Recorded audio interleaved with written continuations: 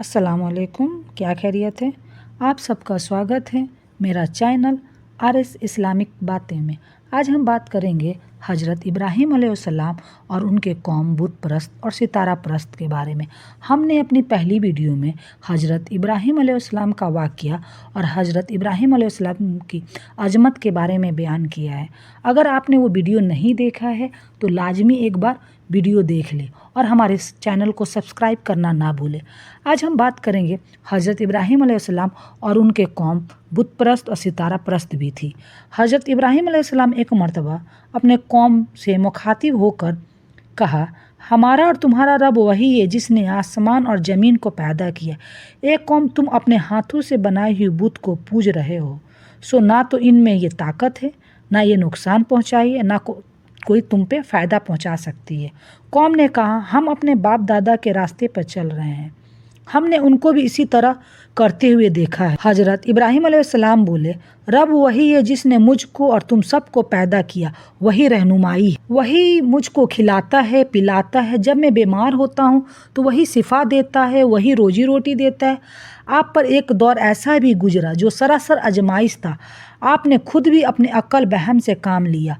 आपने गौर करना शुरू किया कि कौम बूतों के अलावा चाँद, सूरज, सितारों को भी अपना माबूद समझती है, जबकि ये सबसे बड़ी जाहिलियत थी, इसकी कोई वजूद ही नहीं था। आप अलैहिस्सलाम ने अपने कौम को लाख तरह से समझाने की कोशिश की, लेकिन आपके कौम आपकी हर बात को रद्द कर देती थी और किसी तरह भी आपकी बातों को समझना ही नहीं चाहती थी। उनको लगता था कि बुत परस्ती और सितारा परस्ती में ही सबसे बड़ी हकीकत है, लेकिन ये सरासर गलत था। जब आपकी कौम ने आपकी बात ना सुनी तब आपने फरमाया, ए कौम, बेशक मैं तुम्हारे शिर्क से बेजार हूँ। मैं अपना रुख इस जात के तरफ करता हूँ जिसने आसमानों और ज़मीन को पैदा किया। मैं सीधे रास्ते पर हूँ, शिर्क करने वालों में से नहीं हूँ। इसका मतलब ये है कि आपने किसी को बताए हुए तरीके या बाप दादा के तरीक़ों जो किया करते थे उन पर अमल नहीं किया, बल्कि आपने अल्लाह ताला की बताई हुई हिदायत और उनके बताए हुए रास्ते पर चलने के लिए अमल किया। आपने अपने अकल से काम लेते हुए गौर और फिक्र करना शुरू किया, अंधी तकलीफ नहीं की। जो लोग आपके कौम के लोग थे वो लोग अंधा विश्वास बुत परस्ती और सितारा परस्ती पे करते थे, लेकिन हज़रत इब्राहीम अलैहिस्सलाम सिर्फ़ और सिर्फ अल्लाह की ज़ात पे विश्वास करते थे और उनकी बताई हुई हिदायत पर चलते थे। सितारा परस्ती। हज़रत इब्राहीम अलैहिस्सलाम की कौम बुत परस्ती के साथ साथ सितारा परस्ती भी करती थी और ये आकीदा था कि इंसानों की मौत हयात, उनकी रोजी रोटी, उनका नफ़ा नुकसान, खुशहाली कहतसाली, जीत और कामयाबी और हार पस्ती गर्ज दुनिया की तमाम कारखाने व नजम व नक्श तारे और उनकी हरकतें की तासीर पर चल रहा है, और ये तासीर उनकी जाती सिफ़तों में से है, इसलिए उनकी खुशनुदी ज़रूरी है और ये उनकी पूजा के बिना मुमकिन नहीं है। बुत परस्त लोगों को ये लगता था कि दुनिया में जितना भी निज़ाम है सब बुत परस्त या सितारा परस्त से चल रहा है, अगर हम उनकी पूजा ना करें तो ये सब चीज़ नामुमकिन होगा। लेकिन उनकी ये राय, उनकी ये हिदायत बिल्कुल सरासर रद्द करने वाला था। बुत परस्त और सितारा परस्त का कोई वजूद नहीं है। इस तरह हज़रत इब्राहीम अलैहिस्सलाम जिस तरह उनको उनकी सिफली झूठी माबूदों की हकीकत खोलकर हक़ के रास्ते की तरफ दावत दी, उसी तरह ज़रूरी समझा कि उनकी झूठी कातिल माबूदों को बेसाबती और फ़ना के मंजर को पेश करके इस हकीकत से भी आगाह कर दे कि तुम्हारा ये ख्याल बिल्कुल गलत है कि इन चमकते हुए सितारों, चाँद और सूरज की खुदाई ताकत हासिल है।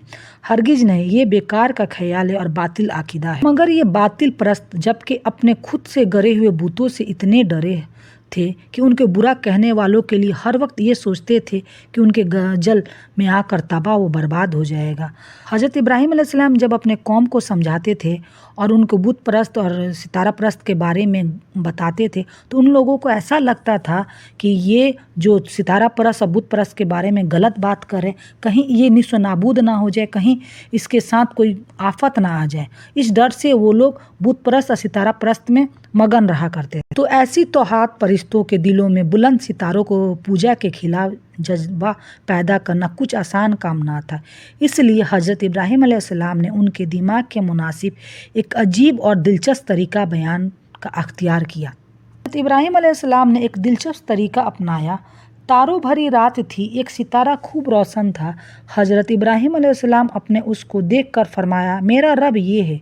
इसलिए अगर सितारे को रब मान सकते हैं तो ये उनमें सबसे मुमताज़ और रोशन है। लेकिन जब वो अपने तयशुदा वक्त पर नज़र से ओझल हो गया और उसको ये मजाल ना हुई कि एक घड़ी और रहनुमाई करा सकता और कायनात के निज़ाम से हटकर अपने पूजने वालों के लिए ज़ियारतगाह बना रहा था, तब हज़रत इब्राहीम अलैहिस्सलाम ने फरमाया, मैं छुप जाने वालों को पसंद नहीं करता।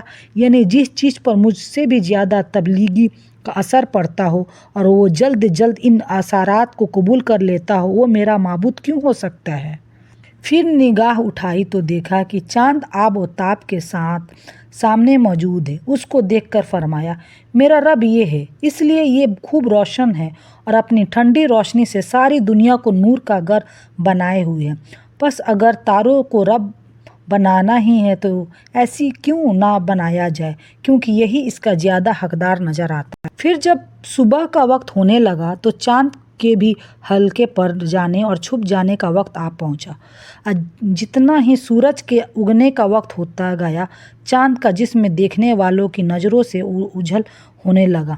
तो ये देखकर हज़रत इब्राहीम अलैहिस्सलाम ने एक ऐसा जुमला फरमाया जिससे चांद के रब होने की मनाही के साथ साथ एक अल्लाह की हस्ती के तरफ कौम की तवज्जो इस खामोशी से फेर की दी कि कौम इसका एहसास ना कर सके और इस बातचीत का एक ही मकसद है, यानी सिर्फ एक अल्लाह पर ईमान लाना। वो उनके दिलों में बगैर कस्त इरादे के बैठ जाए। फरमाया, अगर मेरा सच्चा पालनहार मेरी रहनुमाई ना करता तो मैं भी ज़रूर गुमराह कौम में से एक होता। हज़रत इब्राहीम अलैहिस्सलाम ने कभी सितारा, कभी चाँद, कभी सूरज का मिसाल देते हुए उन्हें समझाने की कोशिश की कि इनमें अगर कुदरत रहता तो तय समय पर ना ये डूबते ना तय समय पे ये निकलते। ये बस सितारा परस्त हैं। आप जिसे मान रहे हैं उनका इस दुनिया में कोई वजूद नहीं, लेकिन इन सब के बाद भी सितारा परस्त लोग, उनके कौम के लोग उनकी बातों को बिल्कुल भी नहीं समझते और उनकी बातों को हमेशा रद्द करते थे और नए नए तरीके ढूंढते थे कि कैसे उनकी बातों से इनकार किया जाए। बस इतना फरमाया और खामोश हो गए, इसलिए कि इस सिलसिले को अभी एक कड़ी और बाकी है और कौम के पास अभी मुकाबले के लिए एक हथियार मौजूद है, इसलिए इससे ज़्यादा कहना मुनासिब नहीं था। तारों भरी रात ख़त्म हुई, चमकते सितारे और चाँद सब नज़रों से ओझल हो गए, क्योंकि इसीलिए अब आफताब आलमताब का रुखने रोशन सामने आ रहा है। दिन निकल आया, वो पूरी आब व ताब से चमकने लगा। हज़रत इब्राहीम अलैहिस्सलाम ने उसको देखकर फरमाया, ये है मेरा रब, क्योंकि ये तारों में से सबसे बड़ा है और जिस निजाम फ़लकी में इससे बड़ा सितारा हमारे सामने दूसरा नहीं है। लेकिन दिन भर चमकने और रोशन रहने और पूरी दुनिया को रोशन करने के बाद मुकर्रर वक्त पर उसने भी इराक़ की सरजमीन से पहलू बचाना शुरू कर दिया और अंधेरी रात धीरे धीरे सामने आने लगी। आखिरकार वो नज़रों से गायब हो गया। तो अब वक्त आ पहुंचा है कि हज़रत इब्राहीम अलैहिस्सलाम असल हकीकत का ऐलान कर दे और कौम को लाजवाब बना दे कि उनकी आकीदे के मुताबिक अगर इन तारों को रब और माबूद होने का दर्जा हासिल है तो इसकी क्या वजह है कि हमसे भी ज़्यादा इनमें तब्दीलियाँ नुमायाँ है और ये जल्द जल्द उनके असरों से मुतासिर होते हैं। अगर माबूद है तो इनमें चमक कर फिर डूब जाना क्यों है। जिस तरह चमकते नज़र आते थे उसी तरह क्यों ना चमकते रहें।